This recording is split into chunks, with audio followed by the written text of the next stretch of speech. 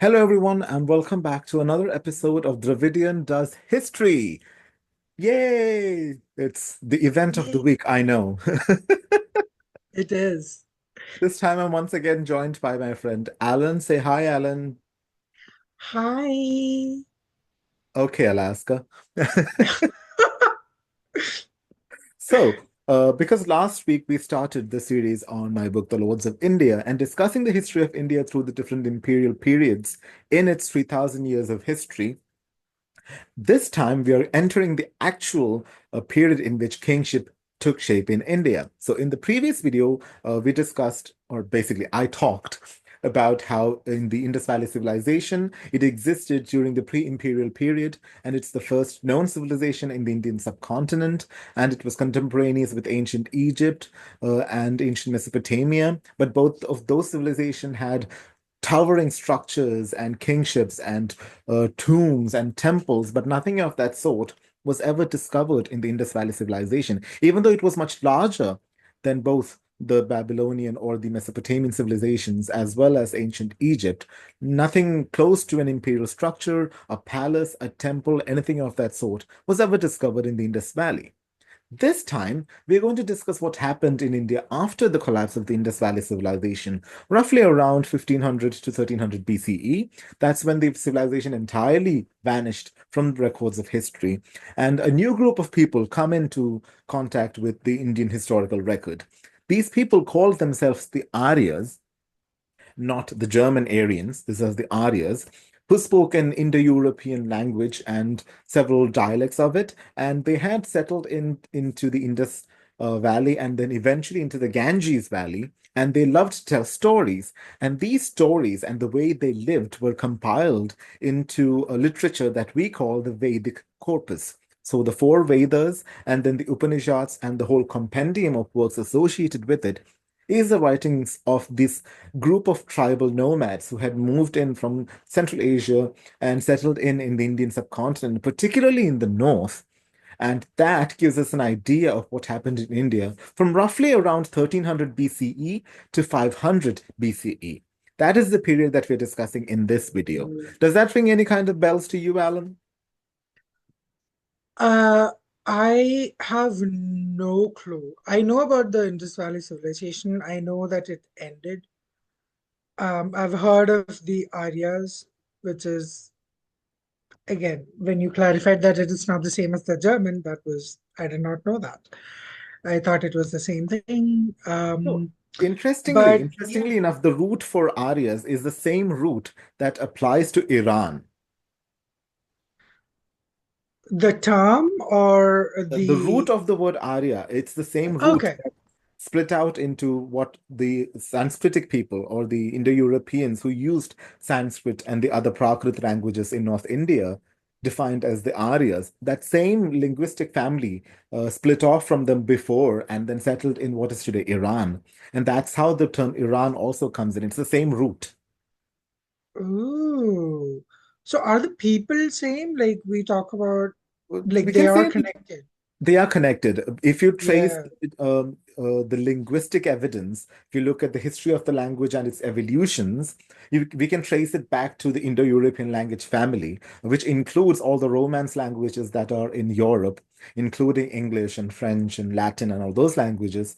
And the connections are quite clear. For example, if you look at fundamental words like father, brother, mother, Hmm. these words in the English Yes. language, again, father, mother, brother, quite clear. And in Sanskrit, bhratra, matra, pitra. So again, you can clearly see the connections between these words. And if you look Mm. at the words that are found in the Vedas, for example, and not just the words, the concepts and ideas that are expressed there, and the gods who are present there, they're also reflected in the communities that existed in what is today Iran, um, but in a slightly different way.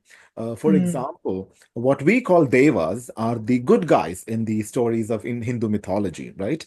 And the asuras are the not so good people or deities discussed in this Hindu mythology. In the later Hindu mythologies, devas are pure gods and asuras are pure evil. But in the earliest stage, it's two sides of the different coin, really, two groups of rival powers two groups of rival beings, but the devas are the positive ones and the asuras are viewed as the negative ones. But if you look at Mm, ancient Iranian mythology, it's almost flipped because the devas, Daevas, as it is written today, the devas were the negative force, while the ahuras were the positive one. And again, if you look at how asura and ahura are, it's the same way Sindhu and Hindu came to be because they couldn't say mm, the sir sound, they turned it into a her sound.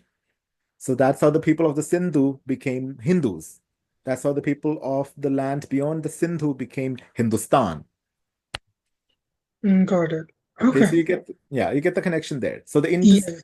the Indo-Aryan language speakers, I call them the Indo-Aryan language speakers because there's a lot of controversy in India today in defining the origins of Indian history and religion and mythology and kingship and all that. And there are groups of people who would rather believe that it all originated in India and then spread westward. But most scientists and academics are of the understanding that what we consider to be the Vedic language, Sanskrit, and all of those civilizational ideas did move into India from a westward direction and adapted itself to the situation here, evolved, and formed what is Indian culture. This was far early in the prehistoric period, right? So we can't really say, oh no, it's a foreign idea, nothing like that. Everything was foreign at that stage. It developed in India, it expanded itself in India, and it's entirely Indian. But the roots tend to go backwards, and that's how human civilization is. We can all trace our roots back to several tribes in Africa. So does that make us African? No, it doesn't. That's 10,000 years ago, right? So Got it. I use the term Indo-Aryan language speakers because that was the language they used. They identify themselves as Arya. The land they settled into, they called the Aryavrata. And later it became Bharata because they associated with the Bharata tribe. And again, these were tribal people who led a tribal way of life. They were nomads, they were cattle herders. And especially in the Rig Veda, you can see this very clearly because they're talking about cattle raids, attacking each other's property, stealing cattle, and all the people who were stolen were turned into slaves. So it's a very tribal society. And these tribes eventually settled into what is today the Indo-Gangetic plains. And where different tribes settled, eventually, by the middle of the first millennium BCE, so roughly around 800 to 600 BCE, we see the first emergence of states in the Indian subcontinent after the fall of the Indus Valley civilization. And by states, I do mean independent states or nation states, in that these were independent power sectors with each individual tribe or a collection of tribes having a leader, and they were called Rajan.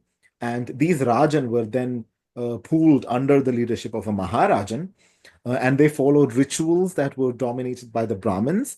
So in the beginning, the hierarchy was Kshatriya, Brahmin, Vaishya, and Shudra, where the leaders were the uh, thugs, the people with the actual physical prowess, the leaders of the Mm, raids, who were the Rajan. And then the ritual leaders, who were the Brahmins, who propitiated the gods like Indra and Vayu and Varuna and all of these gods, the pre-Hindu gods who were more closely related to gods of the Iranians or gods of the Norse, who are very similar in powers and similar in attributes if you really think about it. Like yeah. Thor is basically Indra, but in the Norwegian sphere, right? Zeus is basically Indra, but Greek. So you can see a common ancestry in these gods and the words that are used to define them. So that is the stage at which we are arriving at this point of time. In the pre-imperial stage, where we have a collection of small states or tribal kingdoms existing at the same time. But if you look at the rest of the world, in the ancient world, Egypt is in the period of the New Kingdom, which is the period that we know most about ancient Egypt. For example, if I ask you to name an Egyptian king or queen that you're familiar with, what names do come come to mind for you? Cleopatra. Cleopatra. So Cleopatra is again a few hundred years after this, but it's the Ptolemaic period. But Tut. I'm King sorry? Tut. King King Tut, Tut. Tutankhamun. Yes. So Tutankhamun is again a huge representation of the New Kingdom period of Egypt. And Ramesses II, who was considered the greatest of the New Kingdom kings. If you have heard the biblical story of the Jews escaping Egypt and into the Sinai Peninsula under the leadership of Moses, that is supposed to have taken place during this period under the thumb of Ramesses II, right? And this Mm. is the period in which um, again, a lot of the great temples that we're familiar with in ancient Egypt come to be created, but not the pyramids. The pyramids existed 1,000 years before this. So that's how stable and uniform the ancient Egyptian civilization was, that for roughly 2,000, 2,500 years, it continued in such a uniform way that different periods might exist 1,000 years apart, but it looks similar to us. So the ancient Egyptian pyramids built by Khufu and Khafre look to be, for us, the same period as New Kingdom, when the great temples of Abu Simbel, as displayed on the screen, was built by Ramesses, or the mortuary grounds of Hatshepsut, one of the oldest queens recorded in history, who considered herself a true pharaoh and not just a female queen, and King Tut, who was only a minor figure in the actual history of his family and the ancient Egyptian kingdom. But because his grave was robbed by the British and not by ancient grave robbers, he's quite famous. And Cleopatra, again, even though it happens about 500 years after the period that we're discussing, in the death throes of the BCE period, it still feels like the same period. But in India, it's quite a different environment entirely. So this is the period that we have the great fire rituals like the homas and the yajnas taking place, where Brahmins perform sacrifices. As you can see on the screen, the horse sacrifice, so called the Ashwamedha, where kings celebrate their power by sending out a horse into the wilderness, and wherever the horse goes, that land belongs to that king. Now, we believe in Hindu mythology that these great kings with great wealth and hundreds and thousands of kilometers of property sent out these horses into their rivals' kingdoms and then defeated them and took their kingdoms. But in reality, the kingdoms that existed in this period were teeny tiny kingdoms, not more than small districts or collections of districts in several states of India today, right? But horses were such important creatures in this tribal setup that they were considered extremely valuable. That's why nobody would harm them. And again, when the horses were sent out, sentries and personnel would be sent with them so that they can redirect the horse within the realms that the king already controlled. Mm. And then the horse is brought back and then ceremoniously mated with the chief queen of the leader, ceremoniously, allegedly, and then sacrificed. And I do mean sacrificed in the actual sense of the word. And the sacrificed horse is then cooked, and then the offerings are given to the other people assembled. These were expensive rituals. So everybody lived an extremely ritualized life. And the Varnashrama Dharma, which familiar to most Indians, existed during this period, where the order of the society was based on where you placed yourself, as described by the Brahmins. And then you had to follow that lifestyle for the rest of your life. The caste system itself did not exist at this point. The jati system did not exist. That is a later concept. Here it is mostly based on ritual purity and organization of the society into different stratas, right? So you couldn't really escape where you were born and how you were born, and you were just assigned, and then you just had to follow that. So again, this was also based on the concept of the Aryas being separate from the people who existed in the Indian subcontinent at the time. The other tribal groups, the Adivasis and the Mlechas, who were the foreigners, and of course the Dasyus, who were the people who spoke a different language that the Indian Indo-Aryan language speakers couldn't understand, which sounds to me. Oh, I'm getting a call at the moment, but I guess it'll have to wait. So that existed at this time. I'm gonna pause the video for now. I'm just gonna let it. Okay, It's not past yet. okay.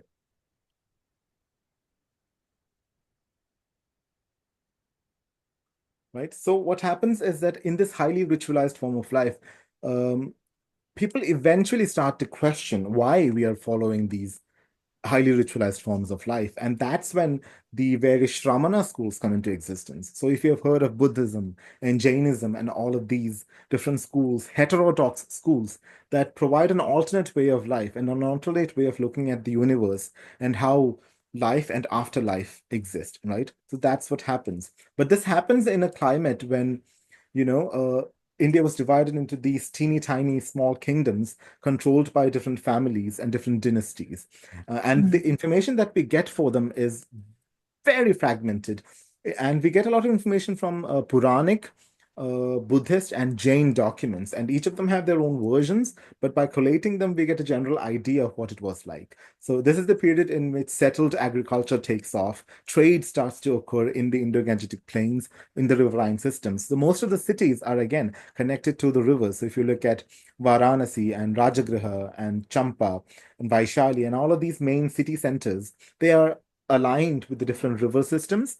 So, based on trade, again, the ways of lives are changing. These are no more tribal by the middle of the first millennium. So, you're settled in, your expectations are different. There's agricultural surplus, and people who control it have control of the lives of the rest of the people. And that's how kingdoms come into existence in India.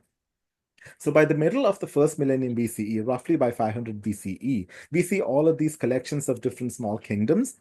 So unlike what we see in the Mahabharata, where we have Hastinapura and the Kurus who were extraordinarily wealthy kings of a huge kingdom, that wasn't the reality in the period when the story is supposed to take place. The story is supposed to take place around 800 BCE, but in that period, we did not have any giant kingdoms. The first giant kingdoms come into existence in the period after this, towards the end of 500 BCE, when Magadha starts expanding and conquering its neighbors and controlling more land and area. Have you heard about Magadha before?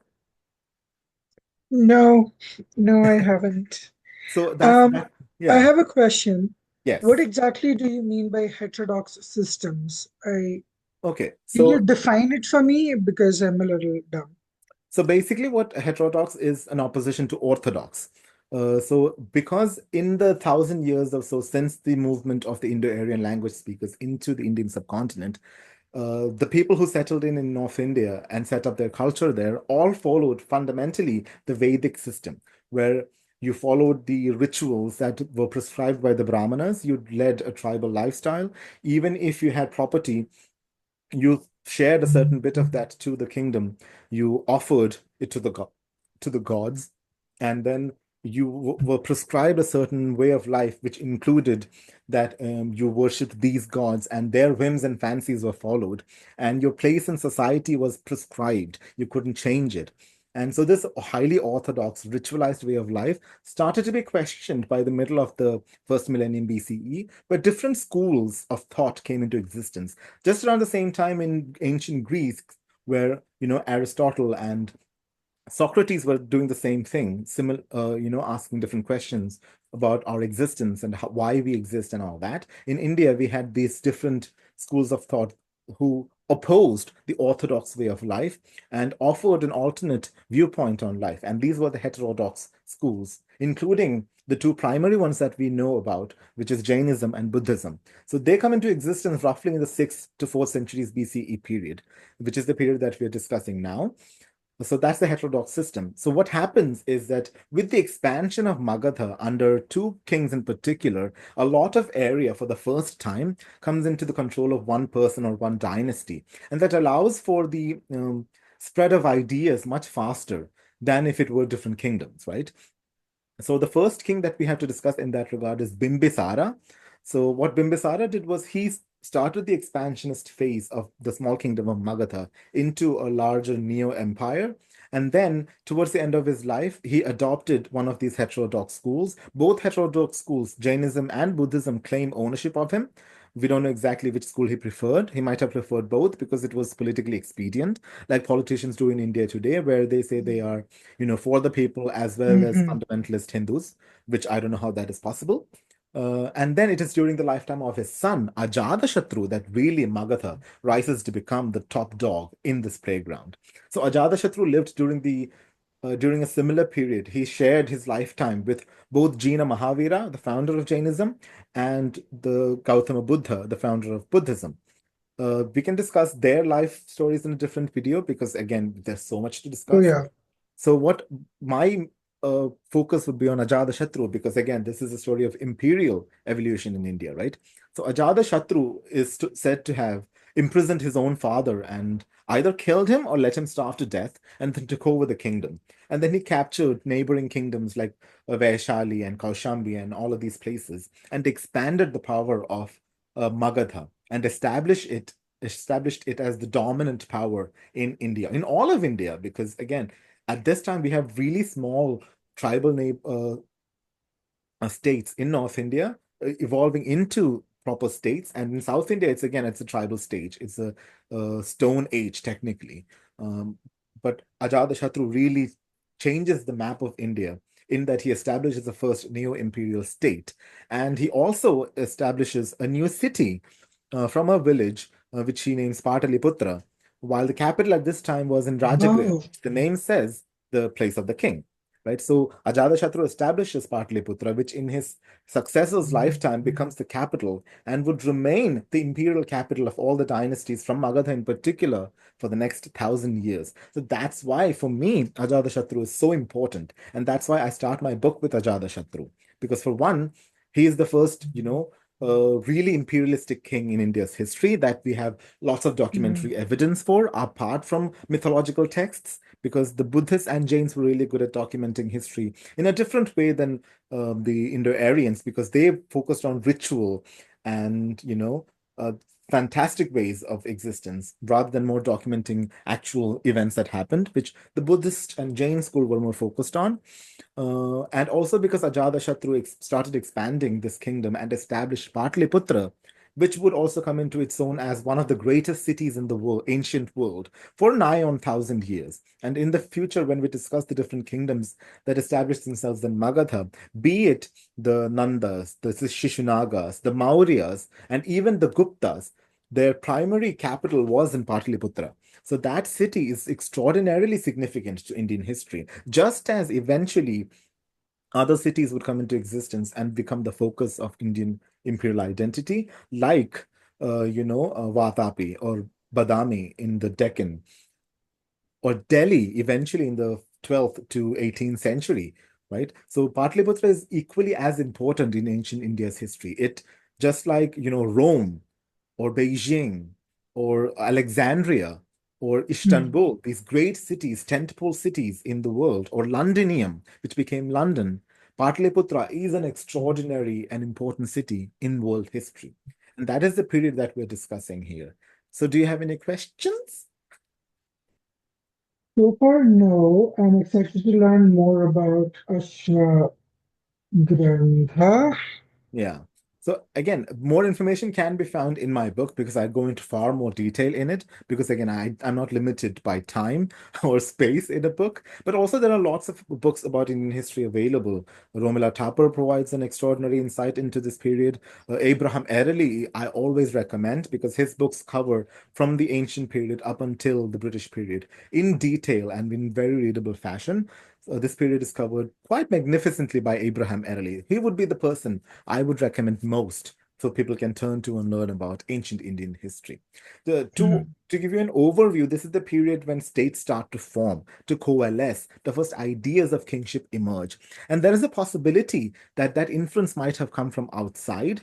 Because if you've seen the map in the previous slides, I showed the Achaemenid Persian Empire, in the corner, in the top western corner of India. And the Achaemenids were really the first great empire in the world to straddle that huge a landmass. And we'll discuss more about them when we talk about the arrival of Alexander and the Nanda Empire and the Mauryas in future videos.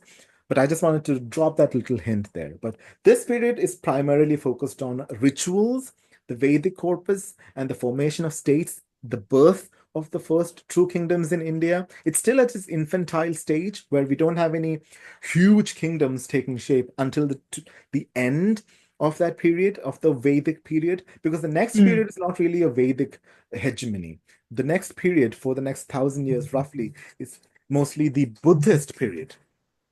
Okay, so I think that's everything that we can discuss in this video today. How about we pick up with the Nandas and Alexander in the next video? Does that interest Yes, yes. you? Okay, Alexandra. Yes, so I recommend you come up prepared with some questions so we can, discuss more. How about will that? do. Yes, Excellent. So I'll see you next time, everybody. I hope everybody has a wonderful week, and we'll talk more about Indian history in further episodes of Dravidian Does History.